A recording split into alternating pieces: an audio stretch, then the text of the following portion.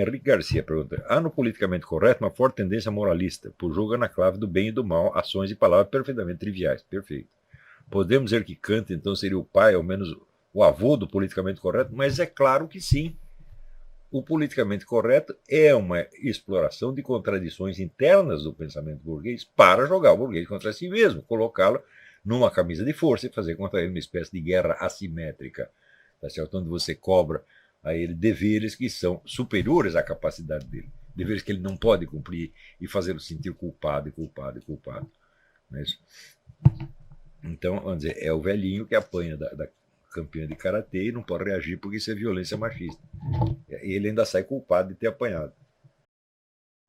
Toda esta coisa do comunismo me chamou muito a atenção na época e eu estudei aquilo para valer, não é isso? Sem julgar.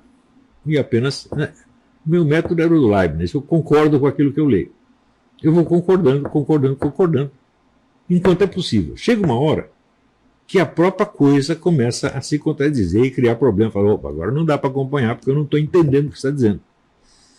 E foi isso que aconteceu com o comunismo, e eu botei o comunismo entre parênteses. E falei, bom, então agora eu vou ler alguns livros anticomunistas para ver o que acontece. Não é isso? E o primeiro livro anticomunista que eu li foi o do José Ortega y Gasset, La Rebelión de las Massas. É um livro absolutamente brilhante. Né? O Ortega não é um filósofo assim majestoso, mas ele é o melhor escritor da língua espanhola, melhor do que todos juntos. Né? Ninguém escreve que nem Ortega, é uma coisa impressionante. E em seguida eu fui ler comentários a respeito. E vi assim, por exemplo, eu peguei no livro do Arnold Hauser, que era um historiador marxista altamente conceituado, né? Eu fui ver o que ele dizia do Otto Maria Carpo. E ele disse, a maioria, como Otto Maria Carpo, foi para o lado do fascismo.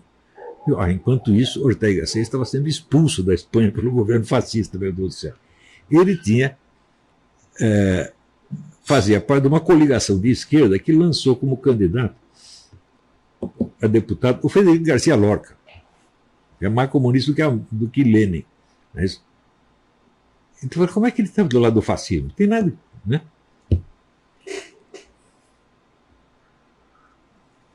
E depois eu li a mesma coisa em vários outros livros, inclusive o livro do Vanmirei Chacon. Meu Deus do céu, eu gosto muito do Vanmirei Chacon, meu amigo. Mas o que escreveu sobre Ortega e Gasset, baseado no quê? Acreditou no Hauser.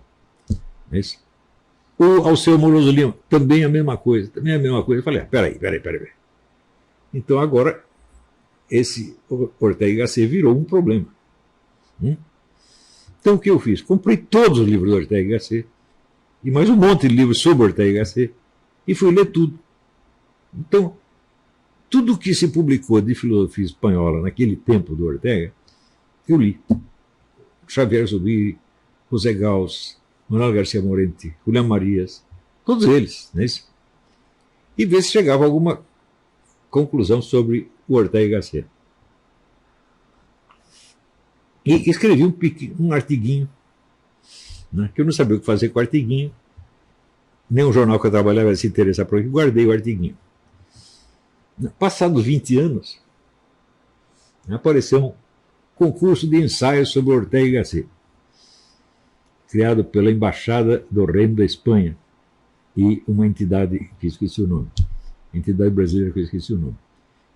E eu queria, então, escrever alguma coisa, não conseguia escrever porque estava muito ocupado, mas então eu tinha uma namoradinha, muito simpática, muito boa gente, que, sem me falar nada, sem a minha autorização, catou aquele velho artigo, velho de mais de 10 anos, e inscreveu no concurso. E eu ganhei o concurso.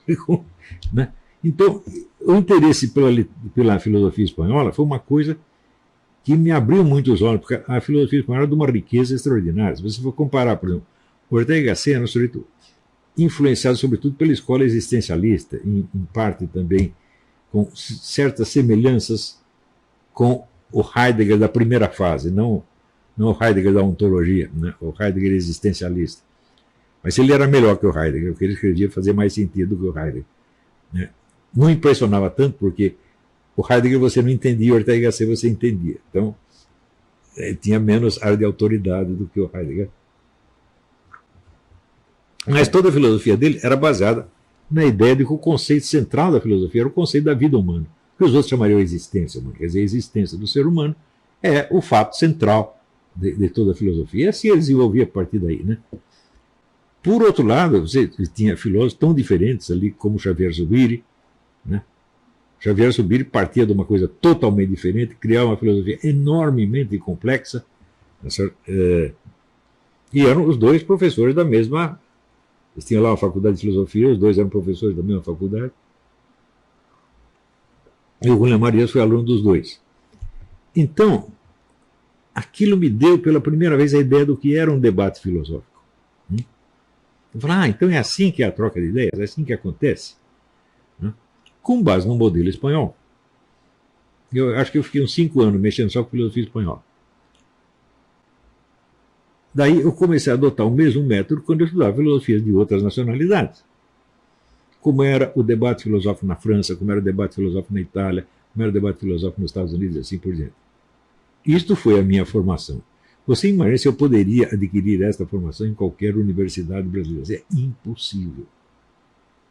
Mas uma coisa ficou muito claramente decidida para mim nesses anos. Eu nunca tive o menor interesse de ser um filósofo profissional. Ou seja, entrar na carreira universitária. Em primeiro lugar, porque na carreira universitária eu não teria com quem conversar, porque os autores que eu estava lendo ninguém conhecia. Na geração anterior, 1950, muita gente lia Ortega y Gasset e Julián Marías no Brasil. Julián Marías foi várias vezes ao Brasil e tem muitos amigos. Mas na presente geração, ninguém mais conhecia. Então, e estavam todos empenhados em exercer uma influência política sobre o Brasil inteiro. Aquele pessoal todo da USP, né, eram todos doutrinários comunistas, sem sombra de dúvida, né, com exceção do Oliveiros Ferreira, que era da direita, mas ele era direitista militarista. Né? Então ele dizia que os militares eram os proletários do sistema, eles que fariam a grande revolução, etc, etc. Um monte de bobagem. Né? Idolatria militar besta. Né? Tudo que ele via de grandeza nos militares, eles acabaram mostrando que não tinham nada. Mas o Oliveiros era um homem inteligentíssimo, muito mais culto do que os seus colegas da esquerda, e muito mais flexível, na verdade. Né? Então, a minha ausência da profissão universitária de filósofo já estava decidida desde essa época. Eu nunca quero me meter com essa gente de jeito nenhum. Por quê? Uma coisa é você fazer filosofia para você cumprir uma obrigação profissional. Outra coisa é você filosofar, como dizia Pascal, né? Falava bem dos que filosofam por son propre salut, para a sua própria salvação. Então, esta é a única filosofia que serve. É isso que eu quero fazer. Se eu vou escrever livros sobre isso ou não, é um problema secundário. Se toda a minha atividade filosófica vai ser paralela à minha atividade profissional de jornalista ou de qualquer outra coisa, também tanto faz. É isso. Então, aí estava decidida a minha vida. Eu vou estudar só o que me interessa. E estudar para quê? Para a minha própria orientação. Você vê que eu não escrevi nada de filosofia até os 40 anos. Podia escrever um outro artiguinho, né, sobre, mencionasse de passagem, assunto filosófico, mas que não era trabalho filosófico, evidentemente.